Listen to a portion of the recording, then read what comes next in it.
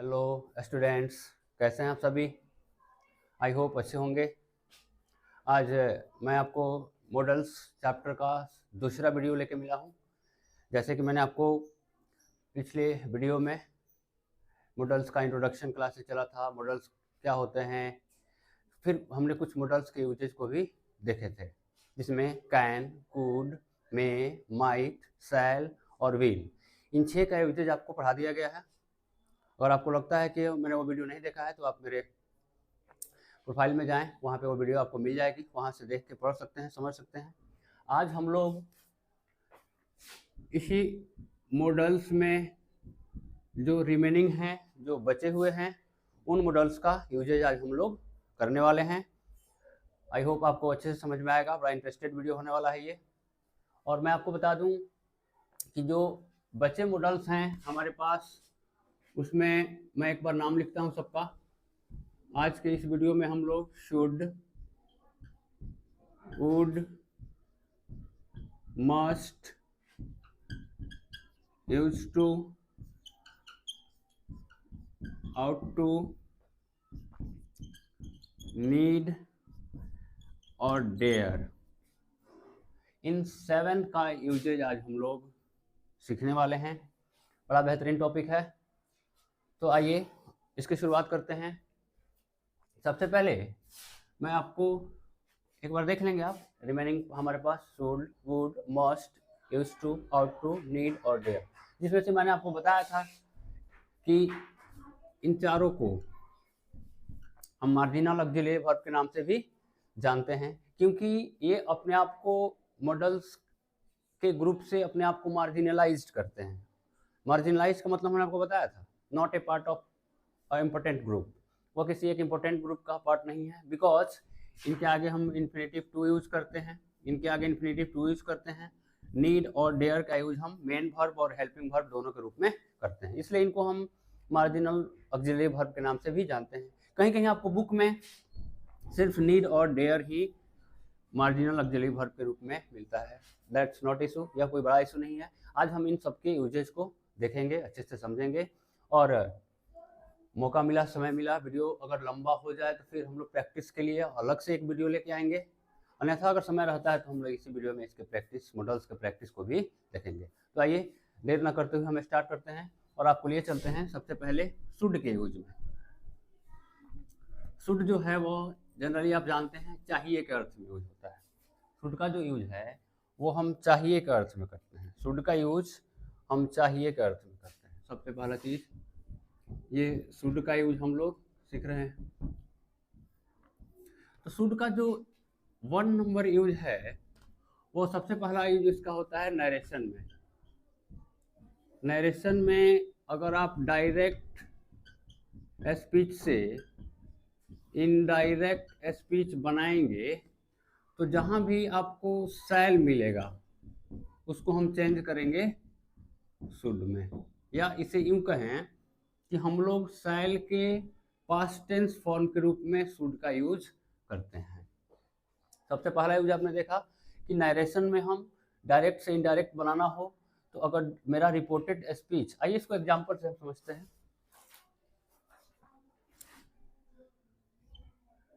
I said I shall buy this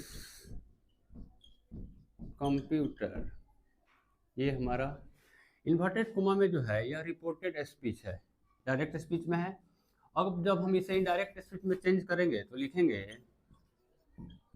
I said that, I शैल को change करेंगे should में, I should buy that computer। आपने देखा हमने शैल के बदले शुड का यहाँ यूज किया। दिस जो होता है कन्वर्ट होता है दैट में, वो जब हम नरेशन पढ़ेंगे तो क्लियर होगा। बट अभी आपको ये जानना है कि डायरेक्ट से इनडायरेक्ट स्पीच में हम कन्वर्ट करते समय अगर रिपोर्टेड स्पीच में शैल का यूज मिला है तो उसको हम इनडायरेक्ट स्पीच में बदलते समय शुड में कन्वर्ट कर देते हैं। क्लियर? देखो, लेकिन आजकल जो मॉडर्न इंग्लिश ग्रामर है वो शुड के जगह पे हम आजकल वुड ही प्रेफर कर रहे हैं। आपको इस तरह से मिलेगा मॉडर्न ग्रामर में, I said that I would by that computer. लेकिन फिर भी यूज में आप जानो कि नरेशन में डायरेक्ट से इनडायरेक्ट स्पीच में हम चेंज करते समय शैल को हम कन्वर्ट करते हैं शुड में। क्लियर? चलिए, आई होप यह समझ में आ रहा होगा, यहाँ से आपको स्पष्ट दिख रहा होगा ये एग्जाम्पल। कोई दिक्कत? आई होप नहीं होगा। चलिए, दूसरा यूज आपको हम बताते हैं। दूसरा यूज, अगर कोई एडवाइस या सजेशन हो, एडवाइस या सजेशन हो, एक यूज तो इसका नरेशन में मिला, दूसरा यूज आपको मिलेगा एडवाइस या सजेशन। जैसे दूसरा यूज आपको मिला कहाँ? एडवाइस यानी सलाह या सजेशन में हम शुड का यूज करते हैं। जैसे हम कह सकते हैं वी शुड वर्क हार्ड, हमें कठिन परिश्रम करना चाहिए। एक दूसरा एग्जाम्पल है one should speak the truth, हर किसी को सदा सत्य बोलना चाहिए। एक और एग्जाम्पल से समझते हैं, you should take exercise daily, तुम्हें प्रतिदिन व्यायाम करना चाहिए। तो ये सब जो आप सेंटेंसेस देख रहे हैं, वी शुड वर्क हार्ड, हमें कड़ी मेहनत करनी चाहिए। One should speak the truth, हर किसी को सत्य बोलना चाहिए। You should take exercise daily, तुम्हें प्रतिदिन व्यायाम करना चाहिए। यह कहीं ना कहीं एडवाइस को ही शो करता है या सजेशन ही शो कर रहा है। तो इसके लिए हम चाहिए के अर्थ में शुड का हमने यूज किया है। तो दूसरा अर्थ आपको मिल गया क्या? एडवाइस या सजेशन में भी हम शुड का यूज करते हैं, जैसा कि आप एग्जाम्पल से समझ रहे हैं। कोई डाउट? आई होप कोई डाउट नहीं होगा। चलिए, एक यूज तो क्लियर हुआ। चलिए, एक और यूज आपको हम बताते हैं। आपने नाम सुना होगा मोरल ऑब्लिगेशन। मोरल ऑब्लिगेशन मतलब कोई अगर नैतिक कर्तव्य है, मोरल ऑब्लिगेशन कोई मोरल ड्यूटीज है, नैतिक कर्तव्य है, उसका बोध कराने के लिए भी हम शुड का यूज करते हैं। तीसरा यूज आता है मोरल ऑब्लिगेशन के लिए। मोरल ऑब्लिगेशन के लिए यानी कोई नैतिक कार्य है, नैतिक कार्य में तो एथिक्स से चीज़ है, नीतिगत चीज़ है। जैसे हमें गरीबों की मदद करना चाहिए, हमें ज़रूरतमंदों की मदद करना चाहिए, हमें अपने पेरेंट्स की बातों को मानना चाहिए, हमें अपने टीचर्स का रिस्पेक्ट करना चाहिए। ये सब जो सारी चीज़ें हैं ना, वो मोरल ऑब्लिगेशन के अंतर्गत आती हैं। तो आइए इसको एग्जाम्पल से समझते हैं। जैसे अगर हमने कहा we should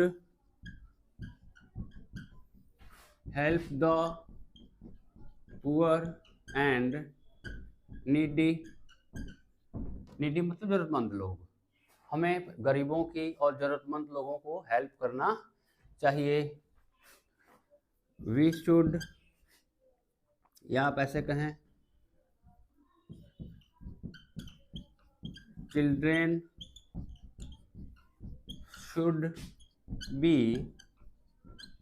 obedient to parents, यानी बच्चों को अपने पेरेंट्स के प्रति आज्ञाकारी होना चाहिए। यह हमारी मोरल ड्यूटी है कि हमको अपने माता पिता की बात मानना चाहिए। एक और एग्जाम्पल से समझते हैं, स्टूडेंट्स शुड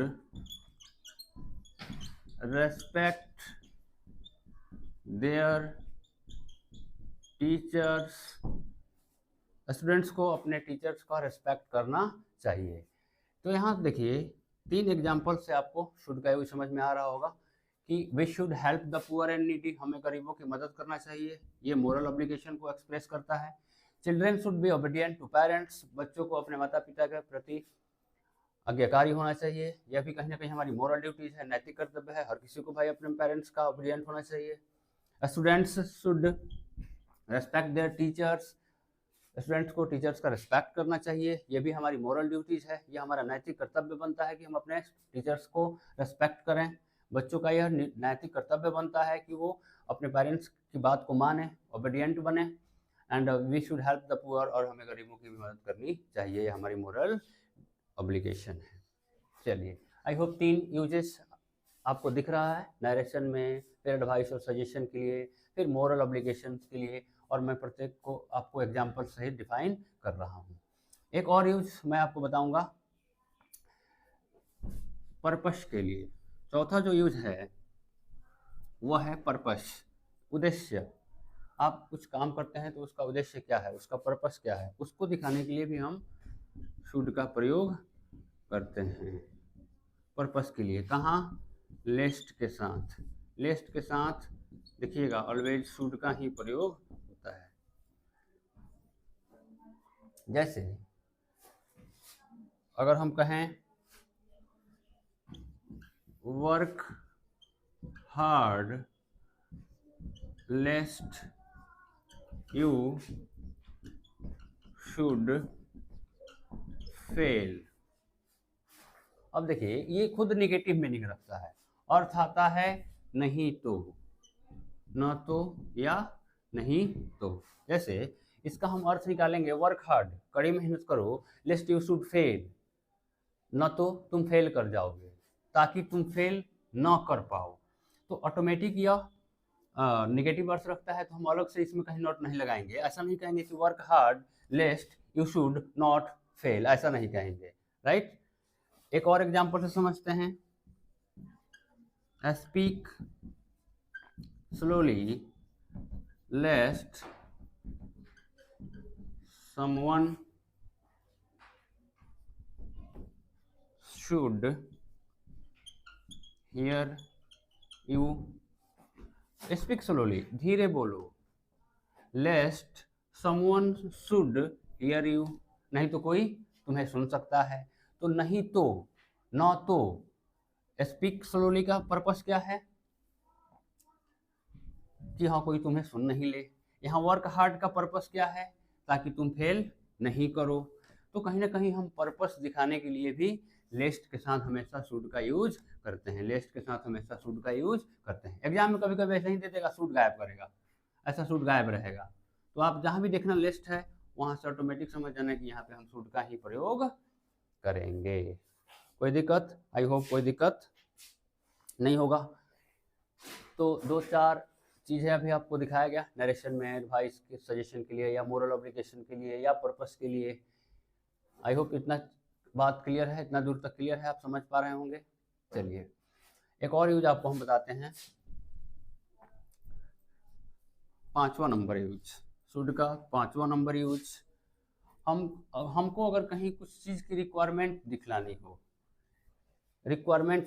हो, नंबर 5 में मैं बताया किसी चीज़ की रिक्वायरमेंट बतलानी हो, किसी चीज़ की आवश्यकता बतलानी हो, तो वहाँ भी हम शुड का यूज करते हैं।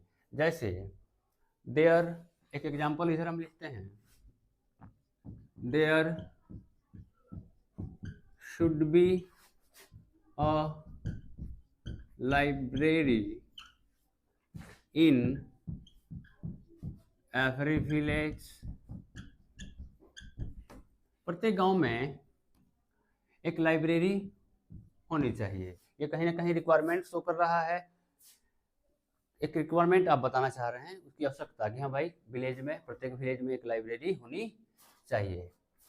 एक और एग्जांपल से समझते हैं, there should be a guard to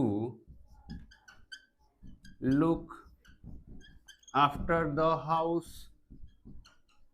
अरे घर की देखभाल करने के लिए एक गार्ड होना चाहिए। आप ऐसा हिंदी अर्थ बताओगे कि घर की देखभाल करने के लिए एक गार्ड होना चाहिए, तो कहीं ना कहीं आप इससे रिक्वायरमेंट बताना चाह रहे हो कि हाँ भाई कि घर की देखभाल करने के लिए एक गार्ड होना चाहिए, या प्रत्येक गांव में एक लाइब्रेरी होना चाहिए। तो आपने देखा कि रिक्वायरमेंट को भी हम एक्सप्रेस करने के लिए शुड का यूज करते हैं। एक और आपको शुड का यूज मिलता है, प्रोबेबिलिटी। या आप इसको कह सकते हैं पॉसिबिलिटी के लिए, पॉसिबिलिटी के लिए कहीं कहीं हम पॉसिबिलिटी के लिए भी शुड का यूज करते हैं। कैसे करते हैं, आइए हम इसको एग्जाम्पल के द्वारा समझते हैं। ये एग्जाम्पल आपको समझ में आ रहा होगा। यहाँ पे जो शुड का यूज हुआ है वो रिक्वायरमेंट दिखाने के लिए हुआ है कि there should be a library in every village, प्रत्येक गांव में एक लाइब्रेरी होना चाहिए। There should be a guard to look after the house, घर की देखभाल करने के लिए गार्ड होना चाहिए। तो यह बता के आप कहीं ना कहीं रिक्वायरमेंट को एक्सप्रेस कर रहे हैं। अब मैंने छठे नंबर में लिखा है प्रोबेबिलिटी, पॉसिबिलिटी, संभावना को दिखाने के लिए। जैसे अगर आपसे कोई पूछे, अरे बाबू बताओ फाइल कहाँ है, फाइल कहाँ रखे हो, तो आप बताओगे फाइल अलमीरा में होना चाहिए। इस तरह से आप संभावना बताओगे कि फाइल कहाँ होना चाहिए, अलमीरा में होना चाहिए। तो आप बताओगे, ऐसा बता सकते हो कि the file should be in the अलमीरा, फाइल कहाँ होना चाहिए, अलमीरा में होना चाहिए। तो आप शुड बता के, शुड का यूज करके यहाँ पर क्या बताना चाह रहे हो, प्रोबेबिलिटी बताना चाह रहे हो। एक और एग्जांपल से समझते हैं इसको। आप कह सकते हो I think he should come tomorrow, मैं मानता हूँ ही शुड कम टुमारो, उसे कल आना चाहिए। ये कहीं ना कहीं उसके आने की आप संभावना बता रहे हैं, उसके आने की आप प्रोबेबिलिटी बता रहे हैं कि हाँ भाई हो सकता है कि वो कल आ जाए। आई होप कोई दिक्कत नहीं होगा। तो शुड के यूज में आपने 5-6 यूजेज को यहाँ देखा। सबसे पहला यूज आपको कहाँ मिला, नरेशन में, डायरेक्ट से इनडायरेक्ट बदलना हो, शैल के बदले हम शुड का यूज करते हैं। दूसरा चीज़, अगर एडवाइस या सजेशन को एक्सप्रेस करना हो तो वहाँ भी हम शुड का यूज करते हैं, वी शुड वर्क हार्ड। फिर मोरल ऑब्लिगेशन, कोई नैतिक कर्तव्य बनता है, मोरल ड्यूटीज बनता है, जो हमारा नैतिक कर्तव्य है, जैसे we should help the poor, we should help the needy, students should respect the teachers, ये सब सारे मोरल ऑब्लिगेशंस हैं, इसके लिए भी हम शुड का प्रयोग करते हैं। पर्पस, उद्देश्य दिखाने के लिए लेस्ट के साथ हमेशा हम शुड का प्रयोग करते हैं। Work hard लेस्ट you should fail, कड़ी मेहनत करो ताकि तुम फेल नहीं करो। उसके बाद रिक्वायरमेंट दिखाने के लिए कोई आवश्यकता आप बताना चाह रहे हैं, there should be a library in every village, प्रत्येक गांव में एक लाइब्रेरी होना चाहिए। There should be a guard to look after the house, घर की देखभाल करने के लिए गार्ड होना चाहिए। और लास्ट हमने आपको बताया प्रोबेबिलिटी, संभावना या पॉसिबिलिटी, किसी चीज़ की संभावना को दिखाने के लिए भी आप शुड का यूज करते हैं। जैसे आपसे पूछा जाए वेयर इज द फाइल, अरे फाइल कहाँ है, तो आप बताओगे the file should be in the अलमीरा, अरे फाइल जो है वो अलमीरा में होना चाहिए। आप ऐसा अनुमान बता रहे हैं, संभावना बता रहे हैं कि यार फाइल कहाँ है, यार याद कुछ नहीं आ रहा है, अलमीरा में होना चाहिए। तो ऐसा आप कह सकते हैं I think he should come tomorrow, मैं मानता हूँ कि वह उसे कल आना चाहिए, उसके कल आने की संभावना है। तो इन 6 टर्म्स में हमने शुड का यूज एग्जाम्पल वाइज देखा। आई होप आप अच्छे से इसको समझ गए होंगे।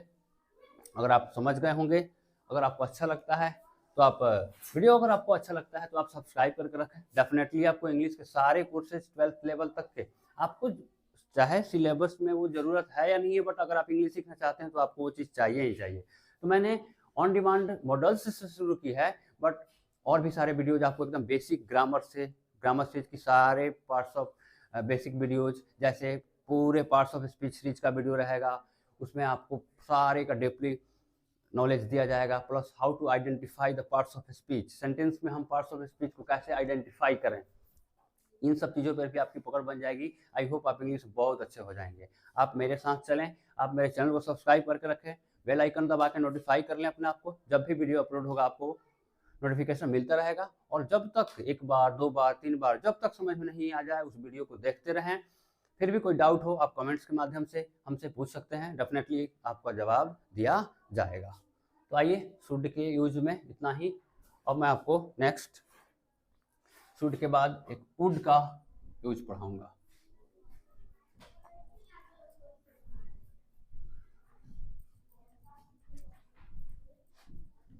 जो भी लोग मेरा फर्स्ट वीडियो मॉडल्स का नहीं देख पाए हैं वो प्लेलिस्ट में जाएं, वहाँ पे आपको फर्स्ट मॉडल्स का पार्ट 1 मिल जाएगा। वहाँ से आपको पूरी बेसिक नॉलेज मिल जाएगी मॉडल्स के बारे में, मॉडल्स एक्चुअली है क्या, फिर उसके बाद 5-6 मॉडल्स का यूजेज वहाँ पे आपको सिखाया गया है, और आगे हम लोग आज सेकेंड पार्ट में जो बचे हुए मॉडल्स हैं उसके यूजेज को कंटिन्यू कर रहे हैं। तो इस सिलसिले में मैंने आपको एक शुड का यूज बताया। अब नेक्स्ट मैं आपको सेंटेंस में वुड का यूज हम कैसे करते हैं, वुड, इसके यूजेज पे हम लोग चर्चा करेंगे।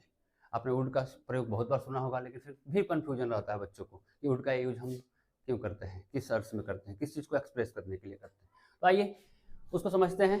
आपको ज़्यादा इंग्लिश का टेंशन नहीं लेना है कि हाँ भाई बिहार बोर्ड वाले हैं, हम इंग्लिश हमारी कमज़ोर होती है, तो कुछ नहीं, नीरज सर हैं, आप हम पे फेस करें। आपके हर वो चीज़ जिससे आपकी इंग्लिश बेटर हो, अच्छा हो, वो चीज़ मैं लेके आऊँगा।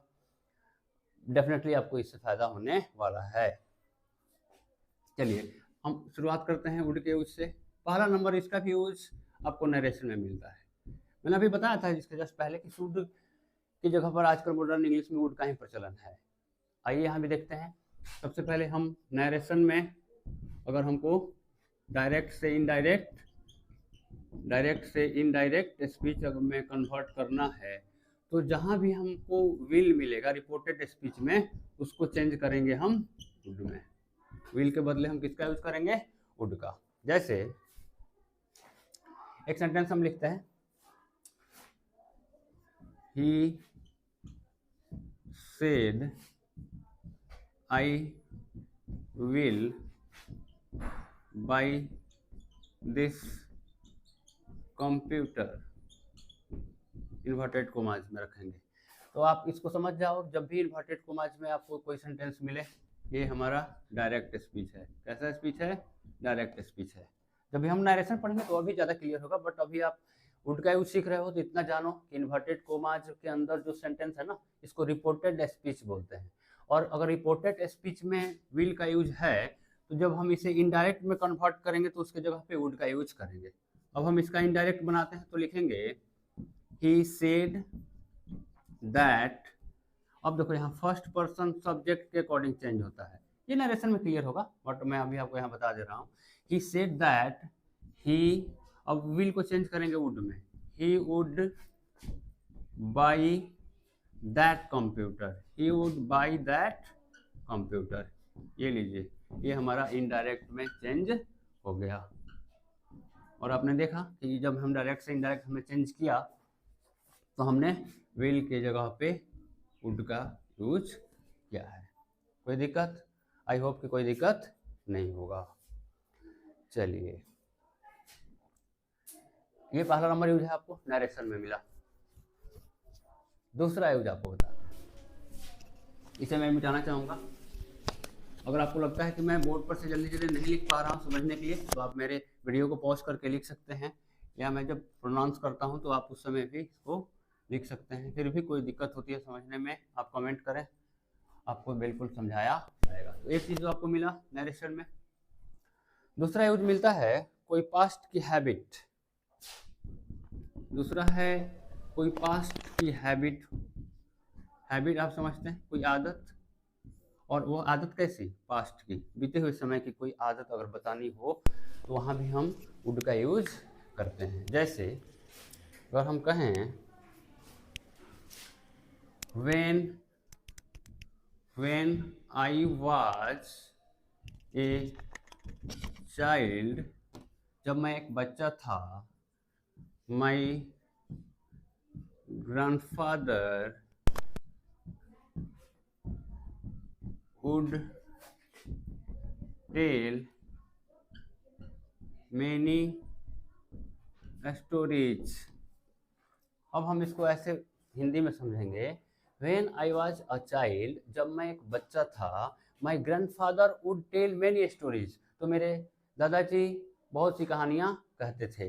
या आप उसको ऐसे बता सकते हो कि my grandfather would tell stories, many stories every day, प्रत्येक दिन मेरे दादाजी प्रत्येक दिन बहुत सारी कहानियाँ कहते थे मतलब ये पास्ट की हैबिट है, बीते हुए समय की उनकी हैबिट है, उस चीज़ को आप एक्सप्रेस कर रहे हो। एक चीज़ और लिख सकते हो, दूसरा sentence, Gandhi ji would spin every day. Gandhi ji प्रतिदिन सूत काटते थे। सूत काटना मतलब आपको पहले याद होगा, गांधी जी जब चरखा चलाते थे तो चरखा से क्या किया जाता था, उसको धागे बनाने के लिए उस चरखे में सूत काटा जाता था, तब उसको धागे में तैयारी किया जाता था। तो आप यहाँ देखिए, गांधी जी की यह पास्ट हैबिट थी, बीते हुए समय की आदत थी कि हाँ वो प्रतिदिन क्या करते थे, सूत काटा करते थे। तो उसके लिए हमने क्या किया, यहाँ पे पास्ट हैबिट को शो करने के लिए हमने वुड का यूज किया है। इस सेंटेंस में वुड का यूज किसके लिए हुआ है, पास्ट की हैबिट को दिखाने के लिए। जैसे यहाँ पे देखा आपने, my grandfather would tell many stories every day. मेरे दादाजी प्रतिदिन बहुत सारी कहानियां कहा करते थे, मतलब वो पास्ट की हैबिट थी। Gandhi ji would spin every day. Gandhi ji प्रतिदिन सूत काटा करते थे, ये उनकी पास्ट की हैबिट थी। तो पास्ट की हैबिट को दिखाने के लिए आप ऐसे भी बोल सकते हो, और भी example, I would walk every morning. मैं प्रतिदिन सुबह में टहला करता था, यानी ये पहले की पास्ट की हैबिट थी। और पास्ट की हैबिट को शो करने के लिए हम क्या करते थे, वहाँ पे सेंटेंस में पास्ट की हैबिट को शो करने के लिए हम वुड का यूज करते हैं। यहाँ तक कोई दिक्कत? आई होप कि कोई दिक्कत नहीं होगा। चलिए एक और यूज की तरफ आपको लिए चलते हैं, पोलाइट रिक्वेस्ट। भाई रिक्वेस्ट का बड़ा लफड़ा है मॉडल्स में। आपने देखा कुड का भी यूज हम पोलाइट रिक्वेस्ट के लिए करते थे, मे का भी यूज करते थे, कैन का भी यूज करते थे रिक्वेस्ट के लिए। लेकिन कैन का यूज आप थोड़ा सा फॉर्मल वे में नहीं करके इनफॉर्मल वे में करते हैं, जब आप अपने फ्रेंड्स के साथ रहते हैं। उससे ज़्यादा पोलाइट के लिए आप मे का यूज़ करते हैं, उससे ज़्यादा पोलाइट के लिए आप वुड का यूज़ करते हैं, और यहाँ पे आप पोलाइट रिक्वेस्ट के लिए वुड का भी यूज़ करते हैं। आइए दिखाते हैं आपको। थर्ड नंबर यूज किसके लिए हमने बताया, पोलाइट रिक्वेस्ट। पोलाइट रिक्वेस्ट ऐसा रिक्वेस्ट जो एकदम से बिल्कुल पोलाइट हो, बिल्कुल विनम्र निवेदन, एकदम नम्र निवेदन, पोलाइट रिक्वेस्ट उसी को बोलते हैं। और उसको करने के लिए आप वुड का यूज करते हैं। जैसे आप कह सकते हैं,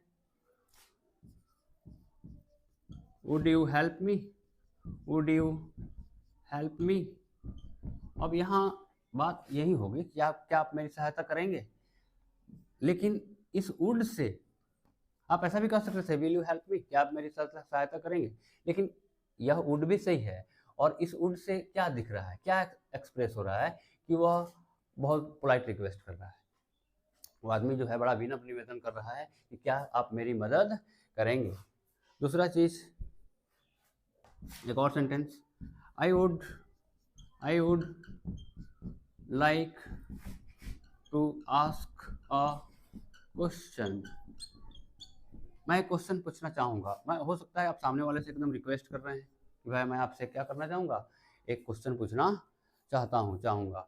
तो आप यहाँ कहीं ना कहीं से इस वुड से क्या दिखाना चाह रहे हैं, पोलाइट रिक्वेस्ट बता रहे हैं। तो कहीं ना कहीं पोलाइट रिक्वेस्ट के लिए भी हम वुड का यूज करते हैं। बराबर। चलिए नेक्स्ट, आपको वुड का जो चौथा नंबर यूज है वो है, अगर आपको प्रेजेंट की या पास्ट की कोई अनरियल कंडीशन। अनरियल कंडीशन कहने का मतलब है बाबू, अनरियल का मतलब होता है अवास्तविक, कंडीशन मतलब स्थिति, मतलब आपको प्रेजेंट की अवास्तविक स्थिति, एक्चुअली में वो आपका कंडीशन वैसा है नहीं, बट आप एक इमेजिनेशन करते हैं अपने मन में, एक कोरी कल्पना करते हैं, और उसको हमने बोला अनरियल कंडीशन। जैसे काश मैं एक पक्षी होता तो आसमान में उड़ता, तो ना ही आप पक्षी हैं ना ही आसमान में आप उड़ सकते हैं। तो एक यह आप एक कल्पना कर रहे हैं, इमेजिनेशन कर रहे हैं, तो यह आपकी अनरियल कंडीशन कही जाएगी। तो कहीं ना कहीं अनरियल कंडीशन को भी हम एक्सप्रेस करने के लिए वुड का यूज करते हैं। आइए इसको एग्जांपल से समझते हैं। आप कहेंगे, if I were a bird, काश मैं एक पक्षी होता, I would fly very high, तो मैं काफी ऊंचा उड़ता। तो ये कहीं ना कहीं आपकी अवास्तविक स्थिति को एक्सप्रेस कर रहा है। आप बर्ड नहीं है और ना ही आप वेरी हाई उड़ सकते हैं। जैसे अगर आप एक और एग्जांपल से समझें, if I were the prime minister of India, I would solve the problem of Kashmir. If I were the Prime Minister of India, यदि मैं भारत का प्रधानमंत्री होता तो I would solve the problem of Kashmir. तो मैं कश्मीर की समस्या को हल कर देता. आप प्राइम मिनिस्टर नहीं हैं, अभी आपकी स्थिति प्राइम मिनिस्टर की नहीं है, बट आप इमेजिनेशन कर रहे हैं कि अगर मैं प्रधानमंत्री होता तो कश्मीर की समस्या को सॉल्व कर देता. तो कहीं ना कहीं अनरियल कंडीशंस को भी एक्सप्रेस करने के लिए हमने वुड का यूज किया है. वुड का यूज एक और आपको मिलता है, अनरियल कंडीशंस को एक्सप्रेस करने के लिए भी हम वुड का यूज करते हैं. आई होप आपको समझ में आ रहा होगा. एक लास्ट यूज आपको मैं इसमें बताऊंगा वुड के ही यूज में. जैसे आपके मन की कोई विश हो, कोई आप अपने मन के विश को एक्सप्रेस करना चाहते हैं. जैसे आप कह सकते हैं कि I would like to ask a question. I would like to ask a question. मैं एक प्रश्न पूछना चाहूँगा. ये कहीं ना कहीं आपके मन का कोई विश है, मन की कोई विश, कोई इच्छा. इसको अगर आपको एक्सप्रेस करना है तो भी आप वुड का यूज कर सकते हैं. जैसे आप कह सकते हैं, एक एग्जांपल है, I would like to say something. मैं कुछ चीज़ कहना चाहूँगा. तो यह आपके मन की इच्छा है जिसको आप एक्सप्रेस कर रहे हैं. तो कहीं ना कहीं विश को भी एक्सप्रेस करने के लिए हमने वुड का यूज किया है. दूसरा इसी में मैं और ऐड करूंगा इनविटेशन. इनविटेशन मतलब कोई आमंत्रण. जैसे आप किसी को स्टेज पे बुलाते हैं तो वहाँ भी आपने सुना होगा वुड का यूज. जैसे I would like to call our principal sir to say something about 26 January. जैसे आप कह सकते हैं, I would like to invite our principal sir. Our principal sir मतलब मैं अब हमारे प्रिंसिपल सर को इनवाइट करना चाहूँगा. तो यहाँ भी कहीं ना कहीं इस वुड से आपने क्या दिखाया, इनविटेशन दिखाया. दूसरी चीज़ मैं एक बताना चाहूँगा, प्रेफरेंस. आप किसको ज़्यादा वरीयता देते हैं, किसको ज़्यादा प्रेफरेंस देते हैं. जैसे आप कहते हैं कि मैं भीख मांगने के बजाय मर जाना पसंद करूंगा. तो कहीं ना कहीं आप मर जाने को ज़्यादा प्रीफर कर रहे हैं भीख मांगने से. तो उसको मैंने बताया प्रीफरेंस. जैसे आप कह सकते हैं, I would rather die than beg. ये दैन लगा के आप देख रहे होंगे कंपैरेटिव सेंटेंस है, इसमें रैदर का यूज आपको मिल जाता है, इसके लिए चिंता नहीं करना है. लेकिन यहाँ पे वुड का जो यूज है यह आपको बता रहा है कि आप भीख मांगने की बजाय मर जाना आप प्रेफर करेंगे, ज़्यादा पसंद करेंगे. तो कहीं ना कहीं प्रेफरेंस को भी शो करने के लिए हम वुड का यूज करते हैं. विश को शो करने के लिए हम वुड का यूज करते हैं. यहाँ पे इनविटेशन, आमंत्रण के लिए भी हम वुड का यूज करते हैं. आपने सुना भी होगा, I would like to invite our principal sir, ऐसा बोल के. ठीक है, तो आपने देखा वुड का यूज नरेशन में मिला. फिर दूसरा पास्ट के हैबिट्स को बताने में मिला. तीसरा पोलाइट रिक्वेस्ट के लिए भी हम वुड का यूज करते हैं. चौथा हमने अभी बताया अनरियल कंडीशंस, जो आपकी एक्चुअली स्थिति है नहीं बट आप इमेजिन कर रहे हैं, ऐसी कल्पना कर रहे हैं, उसको शो करने के लिए भी हम वुड का यूज करते हैं. और लास्ट मैंने अभी बताया किसी विश के लिए, किसी इन्विटेशन के लिए या किसी प्रेफरेंस के लिए भी हम वुड का यूज करते हैं. आई होप आपको समझ में आ रहा होगा. तो वुड के यूज में इतना ही. तो आपको आज के वीडियोज में मैंने अभी तक शुड और वुड दो मॉडल्स का यूज आपको मैंने बता दिया. अब बारी है अगले मॉडल्स मस्ट की. नेक्स्ट जो है वह मस्ट मॉडल्स पे मैं चर्चा करूंगा. और मस्ट लगभग सब लोग इससे परिचित होंगे. ज़्यादातर आपने सुना होगा कि अवश्य चाहिए, इस अर्थ में हम मॉडल्स का यूज, मस्ट का यूज करते हैं. जैसे मैं बता रहा था आपको, थर्ड में आज के इस वीडियो के थर्ड मॉडल्स में मस्ट का यूज हम लोग देखने वाले हैं. और सबसे पहला यूज मैंने आपको बताया बताने जा रहा हूँ क्या, नेसेसिटी। नेसेसिटी आप समझते हैं, किसी चीज की अनिवार्यता, नेसेसरी से ही नेसेसिटी बना है, मतलब अनिवार्यता, या आप इसको कह सकते हैं कंपल्सन। कंपल्सन, वो एक चीज एकदम कंपल्सरी है, वो होना ही चाहिए। जैसे अगर मैं कहता हूं आई मस्ट गो नाउ, मतलब वो नेसेसरी है, मुझे अवश्य जाना, अब मुझे अवश्य जाना चाहिए। तो आप मस्ट का यूज अवश्य चाहिए के अर्थ में कहीं ना कहीं नेसेसिटी को एक्सप्रेस करने के लिए, कंपल्सन को एक्सप्रेस करने के लिए करते हैं। जैसे यू, एक और एग्जांपल से समझते हैं, you must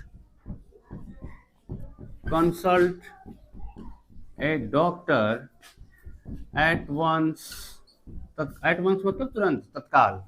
you must consult a doctor at once, तुम्हें अवश्य तुरंत ही डॉक्टर से कंसल्ट करना चाहिए, यानी वो तुम्हारे लिए कहीं ना कहीं नेसेसरी है बाबू, तुम्हें कंसल्ट करना ही चाहिए डॉक्टर से, तुम्हारे लिए वो कंपल्सरी है, कंपल्सन को एक्सप्रेस कर रहा है।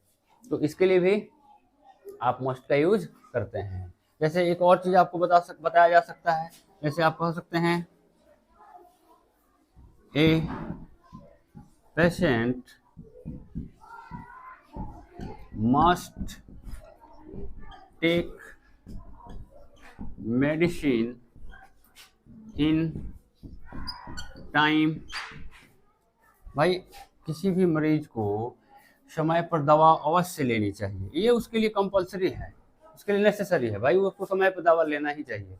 तो कहीं ना कहीं इस मस्ट से हमारे लिए नेसेसिटी एक्सप्रेस होता है या कंपल्सन एक्सप्रेस होता है। पहला यूज आपको समझ में आ रहा होगा। ध्यान रखेंगे जहाँ भी नेसेसिटी हो, कंपल्सन हो, वहाँ मस्ट का यूज करते हैं।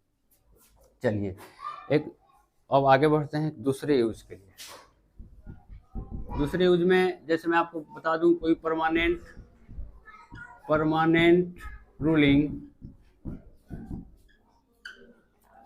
रूलिंग हो, या आप एक तरह से इसको प्रोहिबिशन मान सकते हैं। प्रोहिबिशन मनाही, सख्ती, उस चीज के लिए आपको मना किया गया हो, तो परमानेंट रूलिंग मतलब कोई परमानेंट रूल हो उसके लिए, या प्रोहिबिशन, उसके लिए भी हम मस्ट का यूज करते हैं। जैसे एग्जांपल से समझते हैं,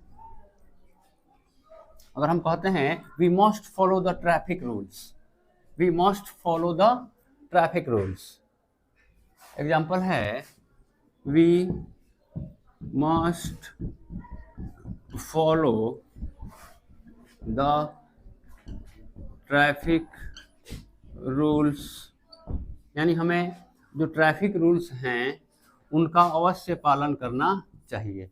ये परमानेंट रूल समझिए, परमानेंट रूल, राइट, यानी आपको उसका पालन करना ही चाहिए। एक और एग्जांपल से समझते हैं, वी मस्ट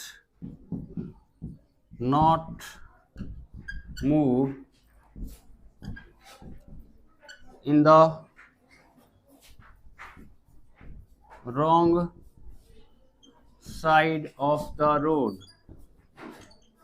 यानी हमें रोड के रॉन्ग साइड में मूव नहीं करना चाहिए। भाई वो कहीं ना कहीं से प्रोहिबिशन है, मनाही है, और एक तरह से आप रूल, परमानेंट रूलिंग समझ लो। निश्चित है भाई, ये सबको जानता है कि हमें भाई रोड के रॉन्ग साइड में मूव नहीं करना चाहिए, वो हमारे लिए प्रोहिबिशन है, मनाही है। तो कहीं ना कहीं आप देख रहे हो कि कोई परमानेंट रूलिंग हुआ, परमानेंट रूल हुआ, या प्रोहिबिशन, किसी चीज़ की मनाही है, उसके लिए हम मस्ट का यूज हमने यहाँ पे किया है। तो एक मस्ट के दूसरे नंबर यूज में आपको ये चीज़ मिला कि परमानेंट रूलिंग हो या कोई प्रोहिबिशन हो, तो उसके लिए भी हम मस्ट का यूज करते हैं। कोई दिक्कत? आई होप समझ में आ रहा होगा। चलिए आगे बढ़ते हैं थर्ड नंबर यूज की तरफ। थर्ड नंबर यूज में आपने एडवाइस तो सुना अभी अभी, बहुत सारे हमने शुड का ही यूज पढ़ा जिसमें एडवाइस था, और एक है एम्फैटिक एडवाइस। जो थर्ड नंबर रूल है उसके लिए मैं बताना चाहूँगा एम्फैटिक एडवाइस। या आप इसको डिटर्मिनेशन, पक्का इरादा, एकदम डिटरमाइंड है उस चीज़ को करने के लिए, उसको बोलते हैं हम डिटर्मिनेशन। तो उसको भी शो करने के लिए हम मस्ट का यूज करते हैं। जैसे अगर मैं कहूँ you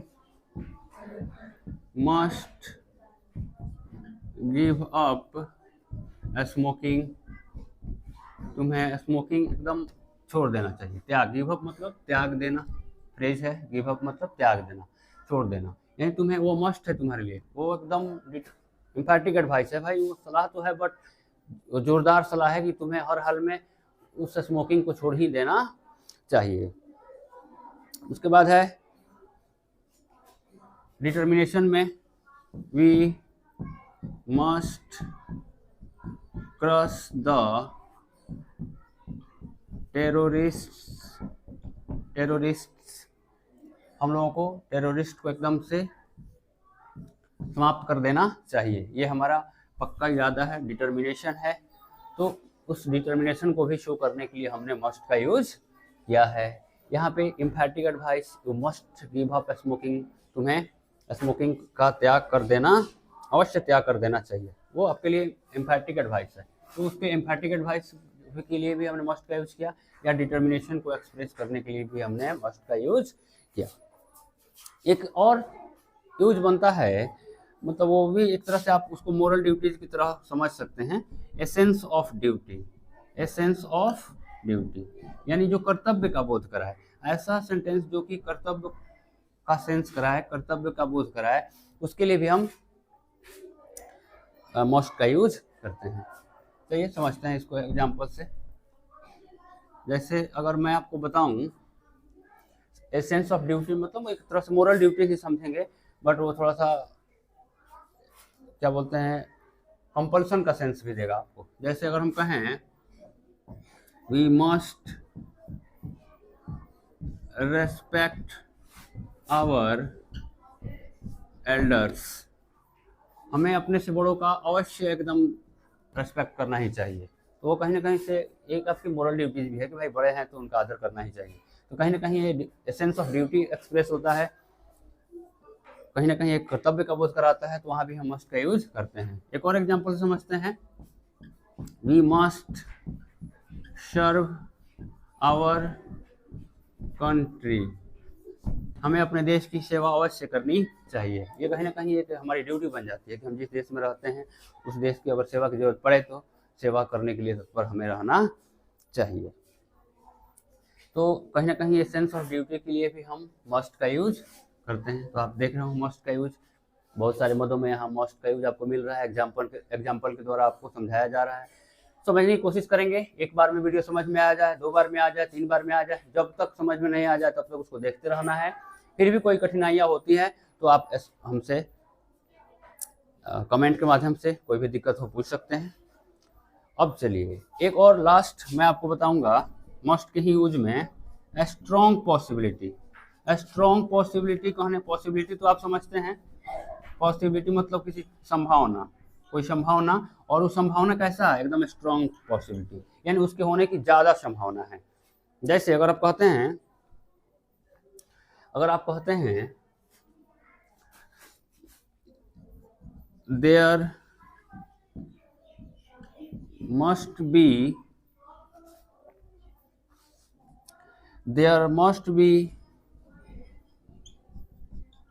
something wrong, there must be something wrong, अवश्य ही कोई कहीं गलती हुआ होगा या कुछ गलती हुआ होगा, या अवश्य ही कुछ गलती होना चाहिए। मतलब ऐसा कहने से लगता है कि जैसे उस गलती होने की स्ट्रॉन्ग पॉसिबिलिटी है, उसके गलती होने के ज़्यादा चांसेस हैं।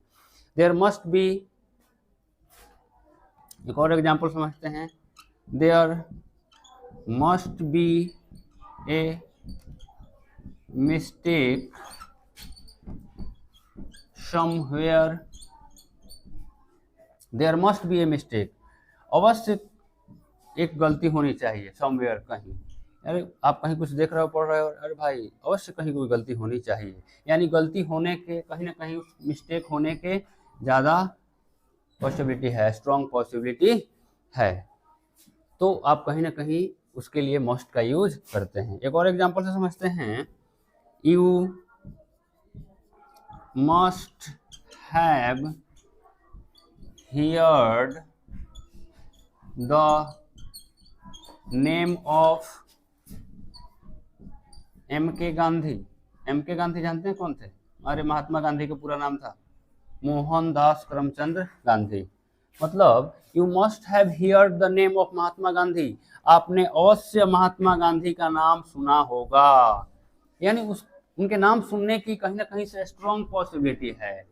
तो आप यहाँ मस्ट के यूज से पता चलता है कि उनके नाम सुनने होने की ज़्यादा संभावना है, तो कहीं ना कहीं से हम स्ट्रॉन्ग पॉसिबिलिटी को एक्सप्रेस करने के लिए भी मस्ट का यूज करते हैं। चलिए, तो मस्ट का यूज आपको कहाँ कहाँ मिला, किन किन संदर्भ में मिला?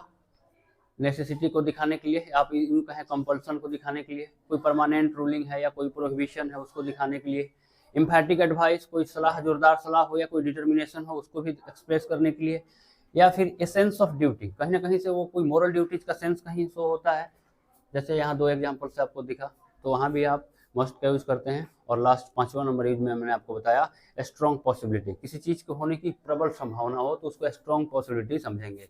जैसे there must be something wrong, जरूर कहीं कुछ गलती हुआ होगा, there must be a mistake somewhere, कहीं ना कहीं जरूर कुछ गलती है, you must have heard the name of Mahatma Gandhi, तुमने महात्मा गांधी का नाम अवश्य सुना होगा। तो ये जो 4-5 यूजेज आपको दिखाए गए हैं मस्ट के यूज, इसको ध्यान में रखना है। चलिए आगे बढ़ते हैं इस सीरीज में। आपने आज के वीडियो में देख लिया शुड का यूज, वुड का यूज देखा आपने, फिर अभी अभी आपने मस्ट का यूज देखा। अब मैं आपको use to, ought to, need और डेयर, 4 मॉडल्स का यूज और बताने हैं आपको। बेशक थोड़ा सा वीडियो लंबा होगा, बट आपको आई होप समझ में आ रहा होगा।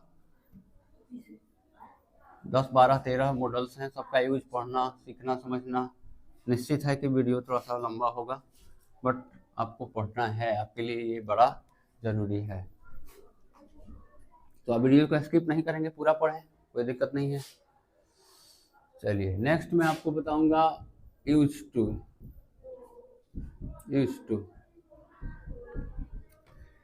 यूज मैंने बताया था, इसको मार्जिन ऑफ डेली वर्ब भी कहते हैं। क्यों? क्योंकि यह बाकी के से थोड़ा सा डिफरेंट है, क्योंकि इसके आगे इन्फिनेटिव विथ टू का यूज हम लोग करते हैं। और सबसे पहला यूज इसका मिलता है कोई हैबिचुअल, हैबिट से हैबिचुअल बना है, या आप इसे कहें रेगुलर एक्शन किसका? इन द पास्ट मतलब बीता हुआ समय। तो अगर बीते हुए समय की कोई हैबिचुअल एक्शन थी या कोई रेगुलर एक्शन जो हमेशा होता था, उसको अगर आप एक्सप्रेस करना है तो आप यूज टू का यूज करते हैं। जैसे आप कह सकते हैं Gandhi ji use to spin for an hour. Spin मतलब मैंने आपको बताया सूत काटना, चरखे से सूत काटते थे गांधी जी। तो इसका अर्थ हम कहेंगे Gandhi ji use to spin for an hour, 1 घंटे तक सूत काटते थे। मतलब ये उनके पास्ट की रेगुलर एक्शन थी, प्रतिदिन वो 1 घंटा सूत काटते थे, या उनका एक तरह से कहें तो हैबिचुअल एक्शन था। एक और एग्जांपल से समझते हैं, I use to walk 10 kilometres every day, मैं प्रतिदिन 10 किलोमीटर टहला करता था। ये आपके पास्ट की हैबिट थी, ये आपके पास्ट बीते हुए समय की ये रेगुलर एक्शन थी कि आप प्रतिदिन 10 किलोमीटर टहला करते थे। एक और एग्जांपल समझते हैं, he used to come here every morning वह प्रत्येक सुबह यहाँ आया करता था। मतलब यह उसके पास्ट की, बीते हुए समय की रेगुलर एक्शन थी, रोज वो आता था, या उसकी हैबिचुअल एक्शन थी। तो पहला आपने क्या यूज देखा कि अगर पास्ट की कोई हैबिचुअल एक्शन है या रेगुलर एक्शन है या रिपीटेड एक्शन है जो बीते हुए समय में बार बार दोहराया जाता हो, उसके लिए भी हम यूज टू का यूज करते हैं। एक चीज़ और, हमने अभी आपको पास्ट की हैबिट के लिए वुड का भी यूज बताया। तो बेशक आप इस यूज टू के बदले यहाँ पर आप वुड का यूज कर सकते हैं, कोई गलत नहीं है। आप सारे यूज टू के बदले वुड का यूज कर सकते हैं, गलत नहीं है। दोनों का यूज एक दूसरे के बदले हम कर सकते हैं। आप कह सकते थे he would come here every morning, यानी यहाँ भी अर्थ वही आता कि वह भी यहाँ प्रत्येक सुबह यहाँ आता था। यहाँ भी आप कह सकते थे I would walk 10 kilometre every day, मैं 10 किलोमीटर टहला करता था। आपने लिखा भी होगा Gandhi ji would spin every morning, Gandhi ji प्रति सुबह सूत काटा करते थे।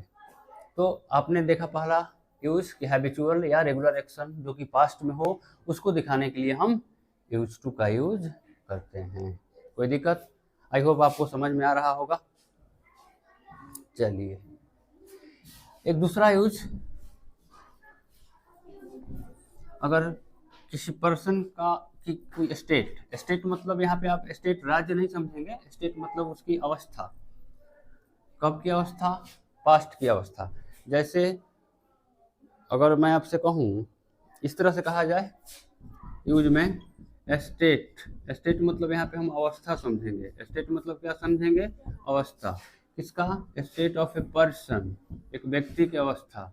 और थिंग या किसी वस्तु की अवस्था, कहाँ? In the past. कब की बात है? ये पास्ट की बात है, बीते हुए समय की। अगर बीते हुए समय में किसी व्यक्ति की अवस्था या किसी थिंग की अवस्था को शो करना हो तो वहाँ भी हम यूज टू का यूज करते हैं। जैसे आप कह सकते हैं he use to be a player. इसका अर्थ आएगा वह एक प्लेयर हुआ करता था। मतलब वह प्लेयर कोई पर्सन है और उसकी अवस्था बीते हुए समय में कैसी थी कि वह एक प्लेयर हुआ करता था। ठीक है, I use to live in Kolkata, मैं कोलकाता में रहा करता था। तो ये उस व्यक्ति की अपनी अवस्था, उसके कंडीशन हो रहा है कि वो भाई बीते हुए समय में कोलकाता में रहता था, वह बीते हुए समय में एक प्लेयर हुआ करता था। आप ऐसे का सुना होगा आपने, अगर आपसे कोई पूछे राजीव गांधी देश के प्रधानमंत्री हुआ करते थे, इसका ट्रांसलेशन कैसे बनाएंगे? राजीव गांधी देश के प्रधानमंत्री हुआ करते थे, तो ये उनकी उस पर्सन की पास्ट की स्टेट अवस्था थी। तो आप लिख सकते हैं Rajiv Gandhi used to be the prime minister of India. Rajiv Gandhi used to be the prime minister of India. Rajiv Gandhi देश के प्रधानमंत्री हुआ करते थे। ये उनके पास्ट की अवस्था थी। तो कहीं ना कहीं पास्ट की स्टेट को, अवस्था को भी एक्सप्रेस करने के लिए हम यूज टू का प्रयोग करते हैं। आई होप आपको समझ में आ रहा होगा। पहला आपने देखा हैबिचुअल एक्शन जो पास्ट का हो, क्योंकि इसका यूज हम पास्ट टेंस में करते हैं। ये जो यूज वाला रूप देख रहे हैं ना, ये इसका पास्ट टेंस ही फॉर्म है। तो इसलिए यह पास्ट की हैबिचुअल एक्शन को या पास्ट की किसी पर्सन के स्टेट या किसी थिंग के स्टेट को शो करता है। तो यूज टू के यूज में यही दो मेन आपको मिलता है। यूज टू मतलब कि पास्ट की कोई एक्शन को एक्सप्रेस करना हो, या फिर स्टेट ऑफ ए पर्सन और thing in the past, past बीते हुए समय की उस पर्सन की अवस्था को शो करने के लिए भी हम यूज टू का यूज करते हैं। तो ये यूज टू में ही दो यूज आपको विशेष करके मिलता है। चलिए नेक्स्ट बढ़ते रहेंगे। अभी आउट टू का यूज है, नीड का यूज है, डेयर का यूज है। आज उसको फिनिश करते हैं इस वीडियो में। नेक्स्ट आपको मैं सिखाऊंगा आउट टू का।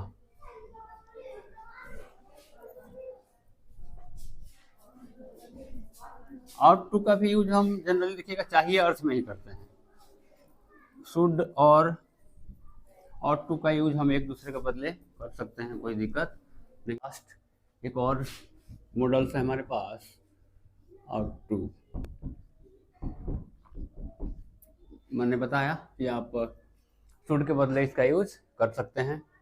तो इसका पहला यूज जो मिलता है वो है मोरल रेस्पॉन्सिबिलिटी, या आप इसको सोशल बाइंडिंग भी कह सकते हैं, सामाजिक कोई बंधन है उसके लिए। जैसे